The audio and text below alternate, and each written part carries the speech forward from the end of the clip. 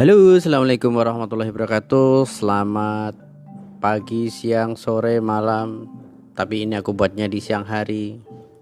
Sorry teman-teman, suaranya agak berisik, di tetangga lagi bangun rumah ya.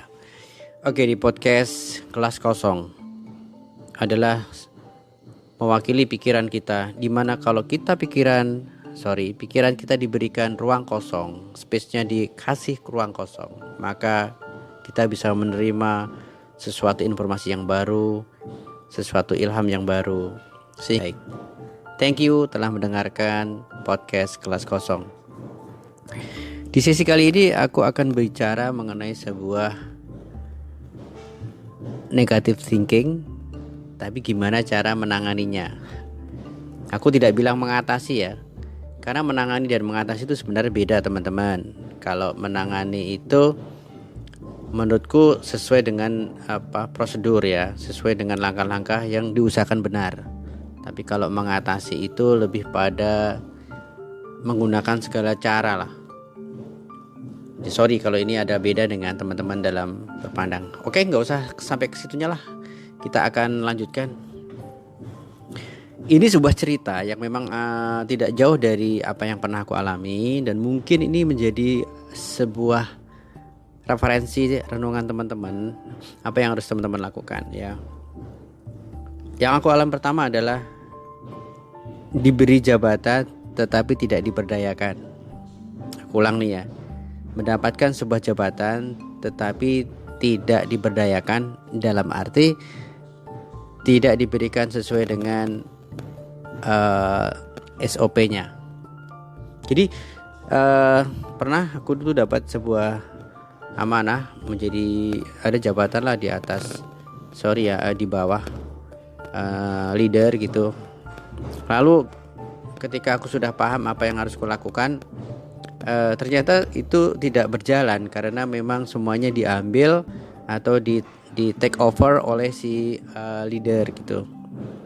Mulanya aku merasa bahwa kok bisa begitu nih, ini apa yang terjadi nih gitu kan. Kalau merasa bahwa ini jabatan yang aku ada authority-nya kok dipakai orang lain, walaupun termasuk itu leader misalkan begitu ya. Nah, tapi lama-lama itu aku mulai menemukan sebuah teman-teman paham lah ya. Karena ini berjalan dengan waktu, apa yang harus aku pelajari gitu kan. Oke.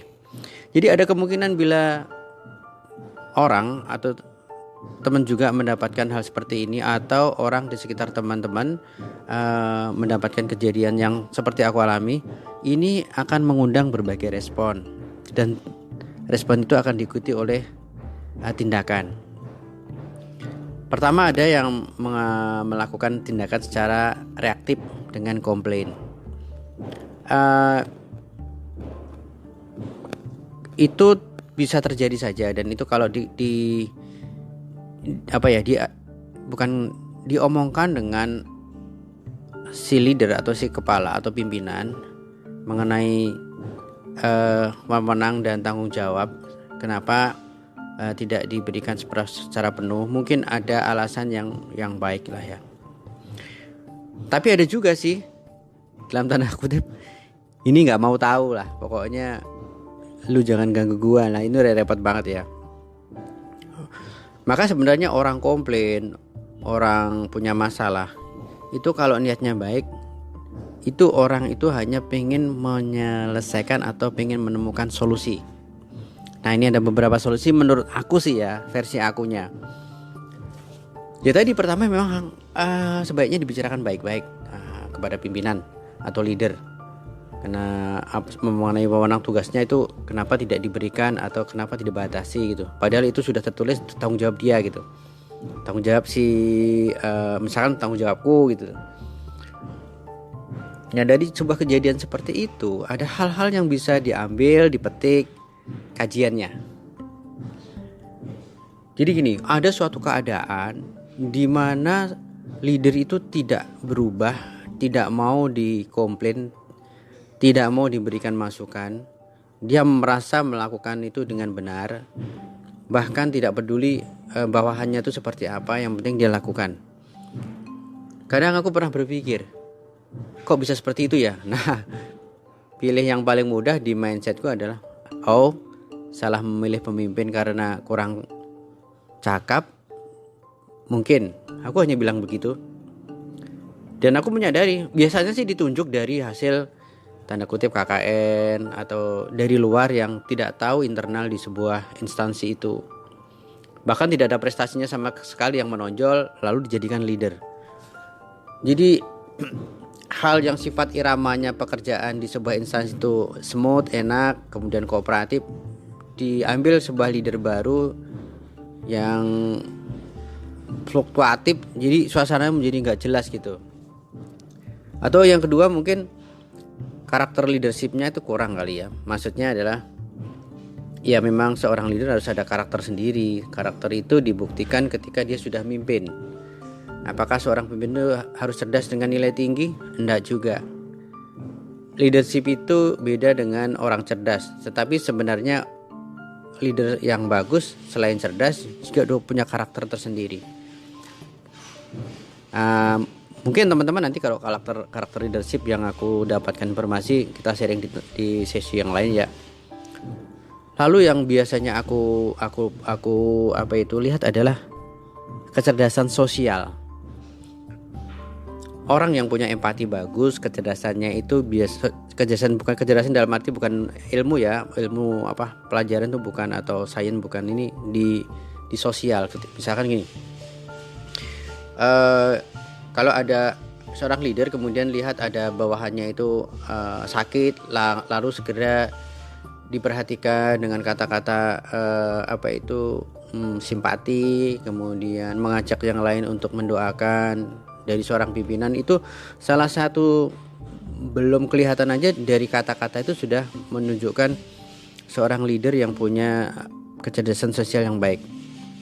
Kemudian mampu melakukan hal yang tidak ada SOP-nya, tetapi misalkan memberikan sesuatu solusi yang sebenarnya tidak ada di pekerjaan, tetapi itu betul-betul sebagai buah humanity, kemanusiaan gitu. Itu juga bisa dilihat dari situ. Nah, ada lagi nih berikutnya.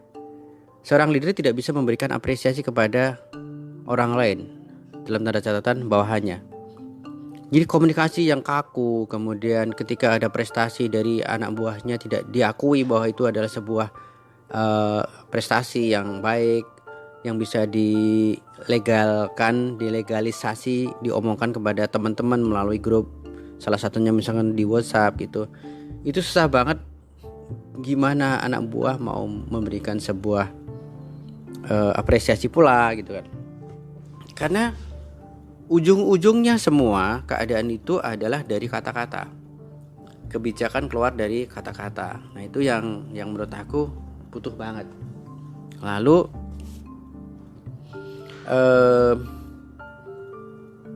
yang paling kadang-kadang fatal adalah seorang leader tidak bisa menjadi pendengar yang baik.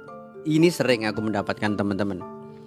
Jadi ketika kita bicara sama seorang leader itu, yang paling mudah ditandai adalah, jadi mungkin teman-teman juga pernah mengutarakan kepada leader atau pimpinan, dan perhatikanlah dia, si pimpinan tersebut, bahwa bila dia memperhatikan lawan bicara dan memberikan dan mata gesturnya itu adalah tertuju kepada orang yang diajak bicara itu, serta mampu berlama-lama diam untuk mendengarkan, maka itu adalah salah satu tanda atau poin plus seorang a good leader. Bahkan tidak jarang dia mendengarkan sampai selesai. Toh pun kalau interupsi atau memotong, dia punya cara yang pas dan baik. Lalu ada pula nih, ini yang gak jauh. Jadi sebenarnya ini aku yang alami aja sih. Seorang leader melimpahkan kesalahan kepada orang lain, kepada pihak lain. Nah itu, jadi hati-hati juga. Sudah seorang bawahan atau seorang member itu minta solusi, malah tidak keluar solusi teman-teman. Malah keluarannya adalah blaming, menyalahkan kepada pihak lain gitu. Itu kalau orang dilihat dari bawahan gini, dalam tanda kutip ya, gimana mau menyelesaikan masalah yang kecil, yang masalah seperti ini masih menyalahkan orang lain, dan gimana berani mau menghadapi sebuah masalah dengan dihadapi sendiri resikonya sebagai seorang leader. Kalau dapat masalah ini masih menyalahkan orang lain. Nah itu hati-hati teman-teman. Ini gunanya bukan kita ngomongin masalah leader. Suatu saat kalau teman-teman dipilih menjadi leader dan itu dipilih menjadi cara yang baik, maka dengan cepat teman-teman bisa menguasai keadaan lingkungan kerjaan, keadaan lingkungan atmosfer di sebuah perusahaan atau di instansi pekerjaan. Lalu ada lagi nih, ada seorang leader yang melindungi bawahan secara tidak fair, tidak adil. Nah itu nggak boleh juga, tapi terjadi juga. Jadi udah kelihatan banget ada sebuah kesalahan, dilindungi dengan tidak memberikan sanksi.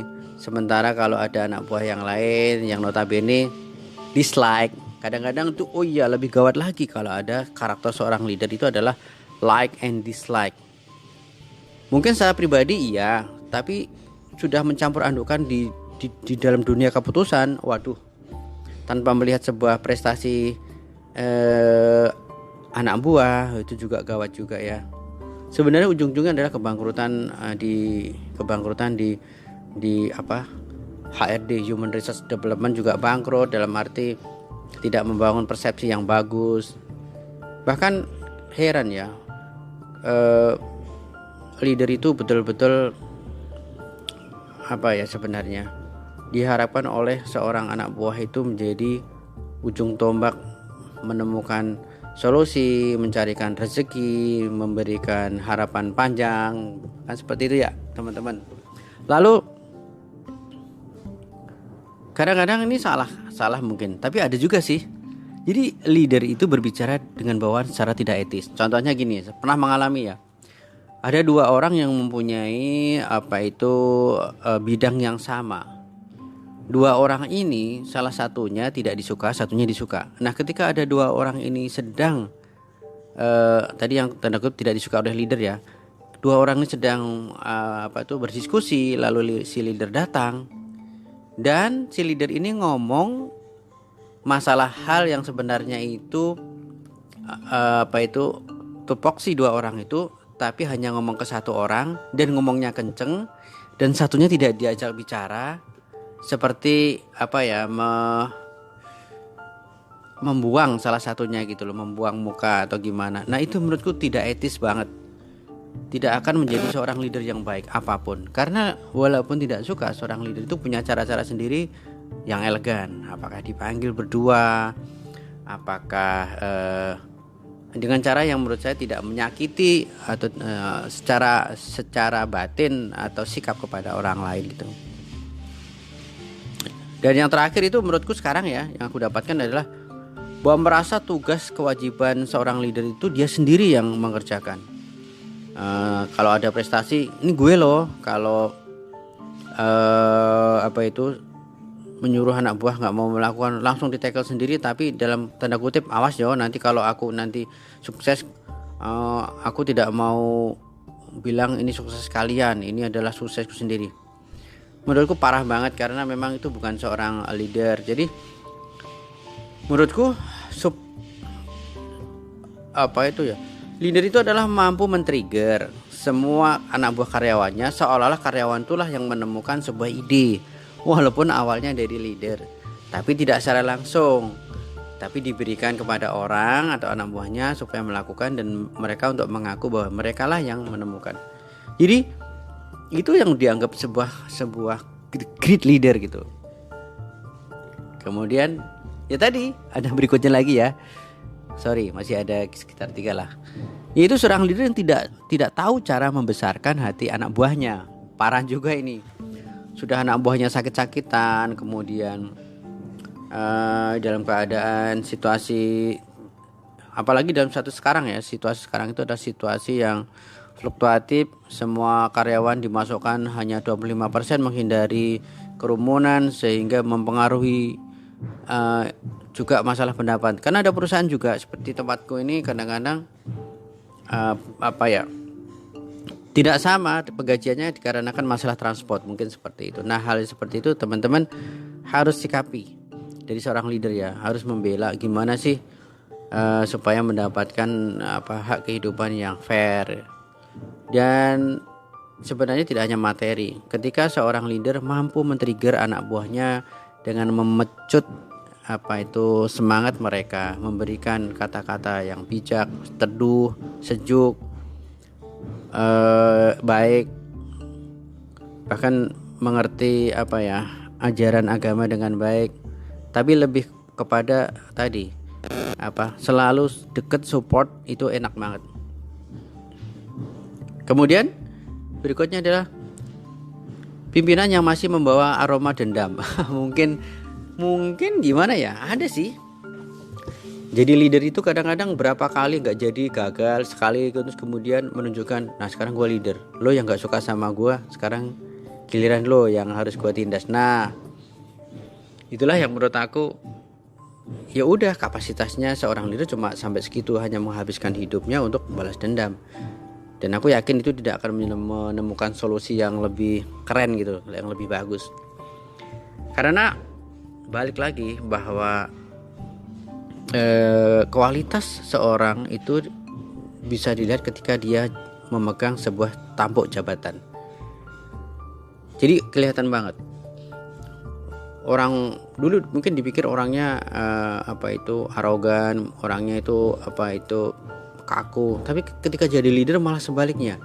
Dia bisa merasakan bagaimana yang dia rasakan ketika menjadi bawahan, dan dia bisa mengaplikasikan menjadi sebuah leader yang merasa dimiliki oleh anak buahnya. Kenapa? Karena berani menanggung resiko keberanian yang sifatnya bagus. Berani menyuarakan anak buahnya, berani membela, karena itu memang suara yang baik dan bagus. Nah, pandai untuk mengambil satu sisi di mana seorang leader itu saat-saat kritis dibutuhkan dan ada. Dia tidak ada ketika anak buahnya itu sudah merasa melakukan dengan baik, tapi ketika hal-hal yang pahit dihadapi oleh sebuah instansi, leaderlah yang bisa menggerakkan dan bisa melindungi. Nah, dari teman-teman, bila semua itu tidak ada pada diri seorang leader dan teman-teman tidak betah di situ, harus ada kemungkinan. Kemungkinan adalah keluar dari tempat itu dan hijrah ke tempat lain, atau quit working there, lalu menjadilah pemimpin bagi diri sendiri. Kalau masih bujang iyalah, karena memang pahami karakter diri sendiri. Aku nggak betah untuk ikut orang lain ternyata, karena memang ide yang baik ini nggak diterima, udah keluar aja. Tapi nanti kita bahas di season berikutnya teman-teman. Dan itulah dari beberapa karakter yang dimiliki seorang leader yang pernah aku alami, dan solusinya adalah kita harus semakin cerdas mensikapinya. Kalau kita masih mau kerja di situ, pertama positive thinking, kedua perbesar mindset kita lebih baik dengan cara berkumpul dengan orang-orang yang positive thinking, ketiga membaca. Kalau teman-teman punya waktu, sebenarnya waktu itu ada sih kalau mau disempatkan untuk membaca, bukan karena alasan tidak punya waktu untuk membaca, itu karena masalah habit saja. Dan buku-buku yang sifatnya motivasi seorang great leader sebenarnya teman-teman harus punya, karena di situ semakin mindset kita besar karena membaca, semakin kuatlah kita di mana saja berada. Dan itu memang bukan hal yang mudah, tetapi kalau kita lakukan itu menjadi hal yang membuat kita betul-betul betah, karena kita sendiri mampu untuk menguasai. Mungkin di sesi sebelumnya aku pernah bilang bahwa keadaan di luar sana tidak bisa dikuasai, tidak bisa dikontrol. Hal yang bisa dikontrol adalah diri kita sendiri. Oke teman-teman, makasih banget di podcast sesi kali ini. Aku udah curhat kepada kalian. Insya Allah ini menjadi sebuah trigger bagi kita bersama Aku tidak mencari negatif side-nya, tapi kalau kita bisa mengubah menjadi sebuah kekuatan positif thinkingnya, itulah yang kita harapkan. Oke teman-teman, terima kasih telah mau bersama podcast Kelas Kosong dan sampai ketemu di sesi berikutnya. Dadah, assalamualaikum.